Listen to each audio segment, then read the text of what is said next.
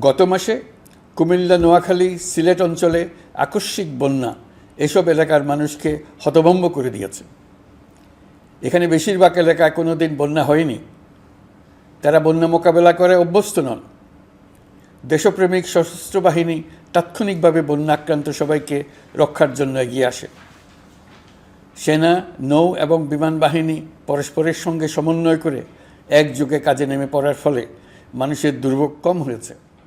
এর পরপরই এনজিও এবং সাধারণ মানুষ দেশের সকল অঞ্চল থেকে দলে দলে এগিয়ে এসছে। আমি বিশেষ করে দেশপ্রেমিক সেনাবাহিনীকে আবারও ধন্যবাদ জানাচ্ছি। দেশের সকল দুর্যোগকালে তারা সবসময় আন্তরিকভাবে এগিয়ে এসছে।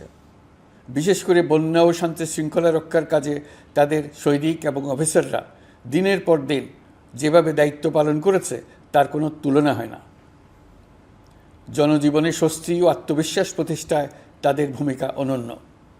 বাংলাদেশ সশস্ত্র বাহিনীর সকল সদস্যকে আমি ধন্যবাদ জানাই তাদের সততা, ত্যাগ ও অসীম দেশপ্রেমের জন্য।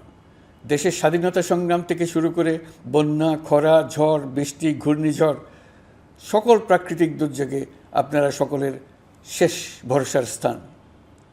দেশের প্রতিটি ক্রান্তিলগ্নে আপনারা দেশের মানুষের পাশে থেকেছেন। দেশের স্বাধীনতার পক্ষে, সার্বভৌমত্বের পক্ষে অবস্থান নিয়েছেন। দেশ গঠনে আপনারা সবার আগে এগিয়ে এসছেন।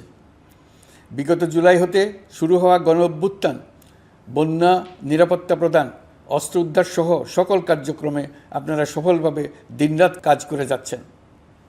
সরকার ও জনগণের পক্ষ থেকে আমি আপনাদের প্রতি কৃতজ্ঞতা জানাচ্ছি।